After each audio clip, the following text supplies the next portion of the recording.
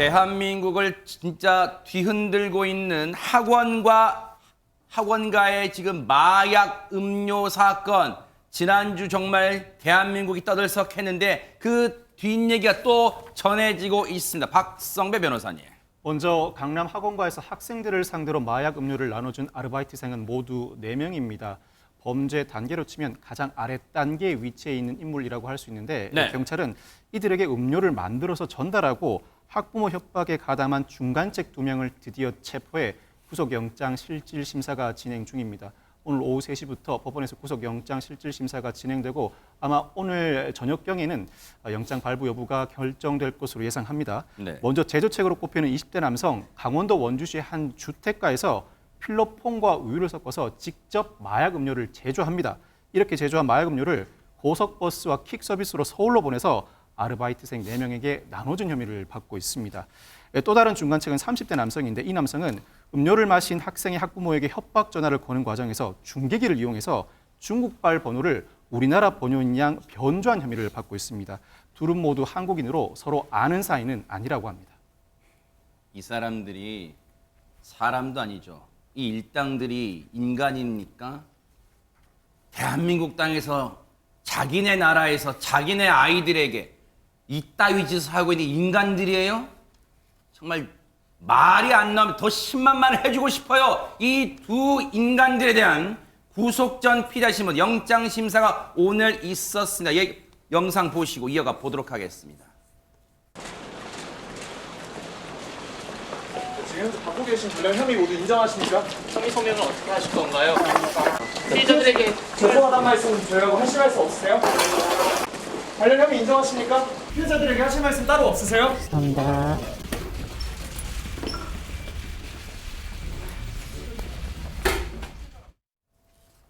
시청자분들의 마음도 저희랑 같으실 거예요. 당장이라도 달려가서요. 저 모자, 저 옷에 달린 모자, 마스크 다 벗기고 싶어요. 저 얼굴 좀 보고 싶어요. 대체 어떤 악마 같은 마음을 가졌기에 대한민국 땅에서 대한민국 미래 아이들에게 마약을 든 음료를 먹여요. 그렇고 협박을 해요. 그런 천인공노할 짓을 저 일당들이 저질렀습니다. 근데 더 문제는 박성배 변호사님, 이들은 사실 중간책이에요. 더 윗선을 밝히기 지금 급선무잖아요, 지금. 이 사안은 범죄 유형으로 볼 때 보이스피싱과 매우 유사하다고 할 수 있습니다. 보이스피싱은 기본적으로 사기 범죄입니다. 그렇지만 이 사건은 마약 음료를 마신 학생의 학부모를 상대로 신고하겠다는 취지, 일종의 공갈 범죄라고 할 수 있는데 더 진화였거나 신종 범죄라고 평가할 수 있습니다. 무엇보다도 윗선을 검거해내는 게 급선무라고 할 수 있는데 중계기를 이용해서 발신 번호를 조작한 30대 중간책 이미 보이스피싱 조직의 전화번호를 변작해주는 전문 업자로 조사됐습니다. 보이스피싱 범죄에 쓰이는 것으로 알았다면서 이 사건 혐의는 부인하고 있는 것으로 알려지고 있는데 다른 변명거리를 찾아볼 수가 없죠. 변작할 다른 이유를 찾아볼 수 없으니까 전체 피해 금액 1억 원가량의 보이스피싱 14건에 연루되었던 것으로 확인되고 있습니다. 이 아르바이트생 4명 가운데 1명은 이미 보이스피싱 수십 건에 가담한 전력도 드러나 있습니다. 아마 이 아르바이트생은 이전부터 이 사건 최윗선과 공조의 일을 진행했을 가능성도 높아 보입니다. 경찰은 중국에 거점을 둔 보이스피싱 조직이 이 사건 범행을 일으킨 신종 범죄로 추정하고 있습니다. 자, 윗선으로 올라가면 중국에 뭔가 거점을 둔 중국 이 범죄 조직이 있다는 것으로 일단 추정은 돼요. 그런데 제일 궁금한 대목은요, 최진범 교수님. 네. 이 마약이 든 음료를 이 일당들이 마약을 어떻게 국내에 들여서가 아니 세관에 다 걸리지 않아요? 어떻게 마약을 가지고 들어와요? 일단 마약을 따로 가지고 들어오고요. 기본적으로 공병을 가지고 들어왔어요. 빈 병을요? 네, 빈 병을 가지고 들어왔어요. 그리고 그걸 병에다가 음료수하고 필로폰을 함께 섞어서 집어넣은 거예요. 그러니까 이 사람들이 필로폰은 그럼 어디서 난 거예요? 그러니까 필로폰을 어디서 났는지를 조사가 필요한 건데 아마도 따로 갖고 들어온 것 같아요. 같이 들어온 것 같지 않고. 그래서 네. 이 마약 음료를 직접 제작을 하고 전달했다고 하는 것이 경찰의 지금 조사 결과인데 네. 20대 중간책이 있거든요. 이 네. 사람 같은 경우에는요. 중국에 있는 지인, 이 사람도 한국인입니다. 네. 20대 한국 국적 남성의 지시로 일단 중국에서 음료 공병을 들여온 뒤에 100여 병의 마약을 탔다고 그래요. 그러니까 이게 따로따로 갖고 온 것으로 보여지고 또 하나는 이 중에 지금 100병이라고 제가 말씀을 드렸잖아요. 네. 그럼 이게 다 어디로 갔느냐? 실제요. 18병이 시중에 유포가 됐고요. 그 가운데 7병은 학생이나 학부모가 마신 것으로 파악이 됐고요. 시음 행사 아르바이트생 2명도 목이 말랐는지 이걸 또 마셨어요. 그리고 나머지 마약 성분이 그러니까 든 걸 모르고 마신 사람 외에 네. 미개봉 상태에 있는 마약 음료 36병은 수거를 했습니다. 네. 그리고 나머지 44병은 아마 이게 발각되거나 지시를 받았는지 아르바이트생들이 폐기를 했어요. 네. 그렇게 해서 100병이 완전히 다 이제 지금은 다 파악이 됐는데 네. 문제는 지시를 내린 사람 그리고 지시를 받고 실제 이걸 만든 사람 한국에서 이 두 사람의 어떤 그 연락 관계도가 파악됐다 이렇게 볼 수 있을 것 같습니다. 그런데 지금요 일각에서는 박성배 변호사님, 자 궁금한 게 그거예요. 자 최진봉 교수님 설명처럼 중국에서 빈병 따로 또 어디 경로를 통해서 마약 따로 들어와서 그거를 국내에서 섞었을 수도 있지만 일각에서의 보도는 마약을 국내에서 만들었다 이런 얘기가 있어요. 그렇다면 정말 큰일 아니에요? 마약을 제조했다 그 자체가 우리나라에서 이루어졌다고 한다면 이는 상당히 큰일입니다. 그냥 넘어갈 수 없는 일입니다. 마약 범죄는 기본적으로 투약 소지뿐만 아니라 제조, 수출입 유형으로 구분해서 엄하게 처벌하고 있는데 우리나라에서 실제로 마약을 유통해 나가는 것이 아니라 제조가 이루어지기 시작했다. 이렇게 제조된 마약이 우리나라 중고등학생들에게 전달되기 시작했다는 사실이 사실로 밝혀지게 된다면 이 수사는 단순히 보이스피싱 범죄를 넘어서서 보이스피싱을 포함한 마약 범죄 전반, 이 마약류를 뿌리 뽑기 위한 수사로 확대되어야 할 필요성이 당연히 있습니다. 이 자체가 상당히 충격적이라 이 사건을 수사하는 과정에서 마약류가 어떻게 제조되었는지도 충분한 수사가 이루어져야 할 것으로 보이고 마약류가 온전하게 우리나라로 들어왔다면 그 연결책을 찾아야 할 뿐만 아니라 실제로 우리나라에서 마약류가 제조되고 있고 단순 대마를 넘어서서 필로폰을 우리나라 어딘가에서 제조하고 있다면 이는 상당히 관심을 가지고 뿌리 뽑아야 할 수사 대상이라고 할 수 있습니다. 그러니까 이건 아직 사실관계 확인이 필요한 부분이에요. 어쨌든 마약을 다른 경로로 들어왔다고 해도 문제인 거잖아요. 지금 뚫린 거잖아요. 마약 지금 이 국내 유통이 어느 부분인가 지금 구멍이 뚫린 셈이에요. 그리고 지금 이 일당들 중간책에 불과하고 이번에 잡은 사람들은 더 윗선은 지금 중국 조직이라는 것까지는 뭔가 추정 가능해요. 파악은 됐어요.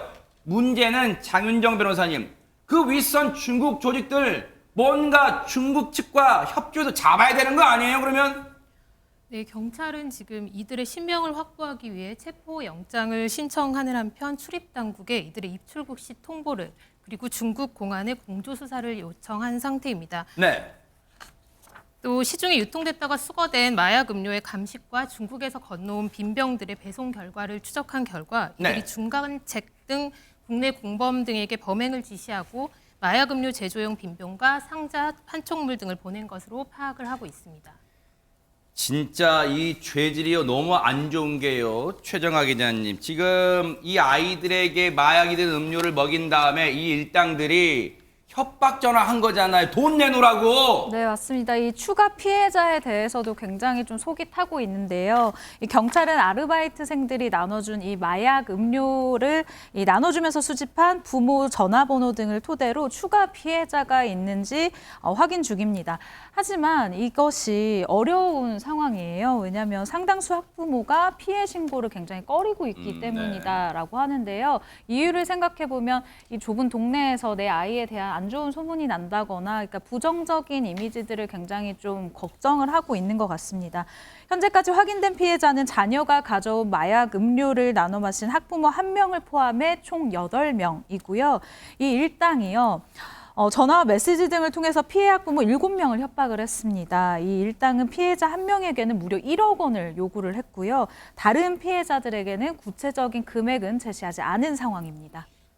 지금요 유인경 평론가님, 최근에요 마약 관련 사건이 이 사건뿐만 아니라 비단 이 사건뿐만 아니라 마약이 관련된 범죄가 지금 우후죽순 생기고 있어요. 최근에 그 엽기적인 강남 여성 납치 살인 사건도 그 범인들이 그 피해 여성의 마약을 사용한 게 지금 드러나고 있고요. 이번에 우리 아이들에게 마약 든 음료, 그리고 최근에 연예인들 이딴 마약 사용, 지금 우리가 어쩌다 지금 이 지경이 더 있습니까? 마약 청정국인 줄 알았던 우리 대한민국이 이렇게 마약에 취약할 줄은 몰라서요. 국민들의 경각심이 필요할 것 같은데 사실 이게 부모에게 전화번호를 다 알아냈으니까 1억이라는 돈을 요구를 했다지 않습니까? 많은 분들은 뭐하러 1억 같은 거 주냐고 얘기했겠지만 정작 그 입장이 돼 보면 수험생인 아이들에게 혹시라도 이게 큰 충격이 돼서 시험을 망칠 수도 있고 또 아까 최정화 기자가 말한 것처럼 소문이 흉하고 또 경찰에도 가야 된다 같으면